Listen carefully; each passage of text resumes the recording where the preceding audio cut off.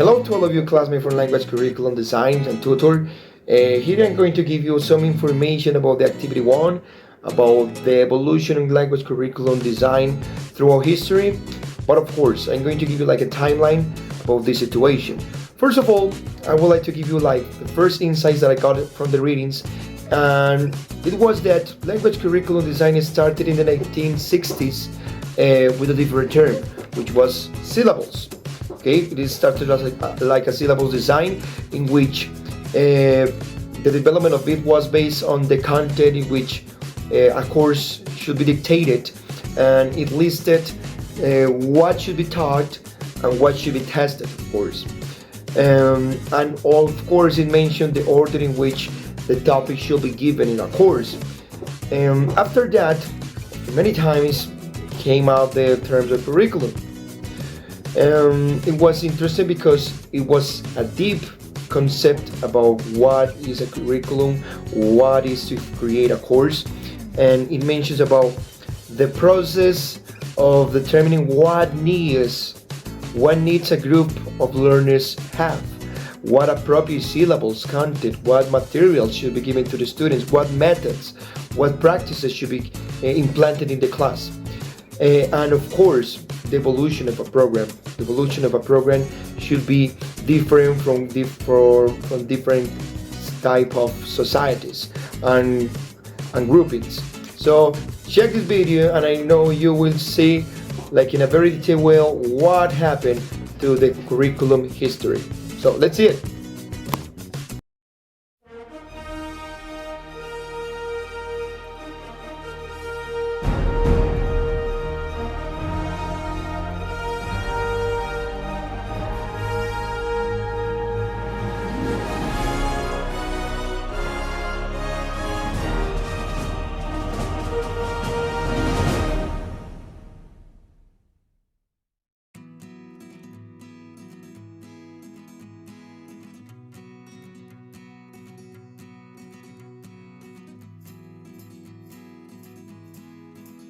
As I mentioned before, language curriculum development notions started in the 1960s. Well, the main idea of this notion was to search for what was the best method and approach to be used and be more suitable for students to engage. So, the first method that appeared was the grammar translation method, which emerged from the 1800s to the 1900s. After that, we continue with the direct method in the 1930 to the 1960. Then, the reading method emerged from the 1920 to the 1950. The audiolingual method was another that is very common right now, and it started from the 1930 to the 1970. The two correlated methods were the situational method in the 1950 to the 1970, and the communicative approach, which is one that is very commonly used in several curriculum designs around the world. So that is the basic timeline in regards to the methodologies and approaches that have been used throughout time. Now, we will continue with another session, and we will speak about the evolution per se of curriculum development.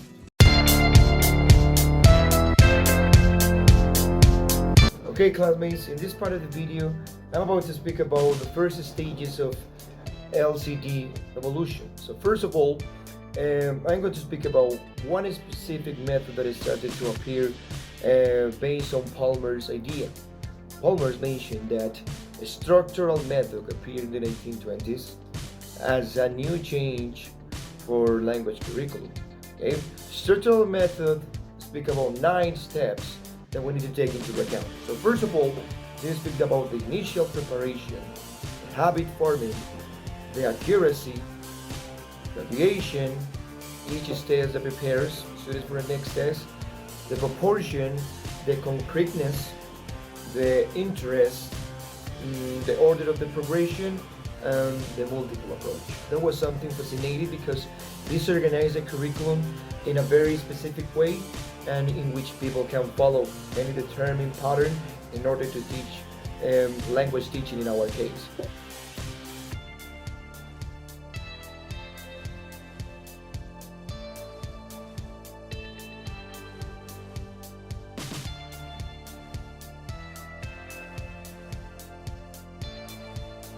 Guys, in this part of the video, I'm going to speak about the 1950s and 1960s.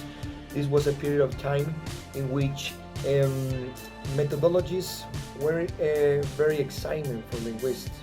Now, of course, the applied linguistic fields tried to get immersed into this situation, and they brought a new methodology in that epoch.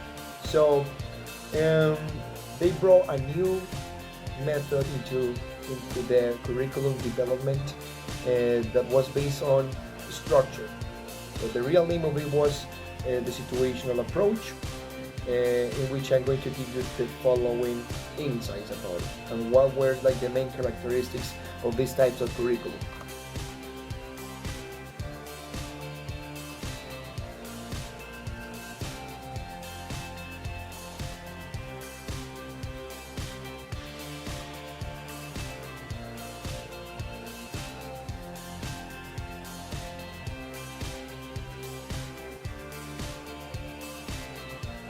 Okay guys, so in the 1970s, European countries tried to make new policies and tried to understand policies and how to create policies about language learning in curriculums.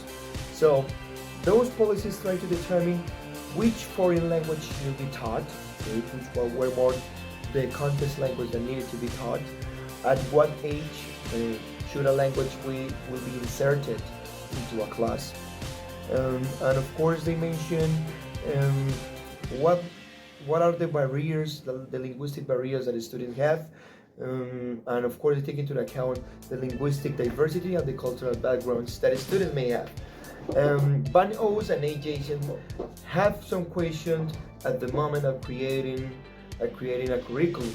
They say that what are the important circumstances that community check and stakeholders used to take into account in order to engage with a new curriculum, or let's say to a course.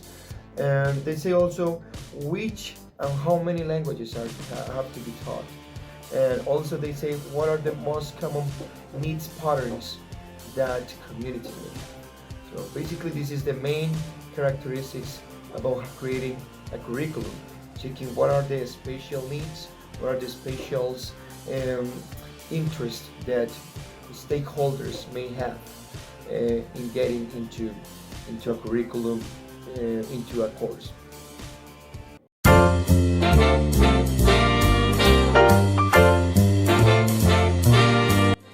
Okay guys, to conclude and to sum up all this interaction, I tried to compile all the information about language curriculum development and how it can change through history.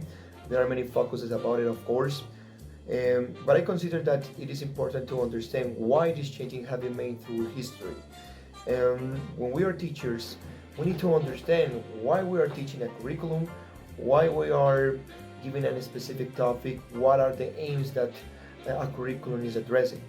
That is really relevant for teachers because that can give us like a straight pattern that we can follow in order to have successful courses.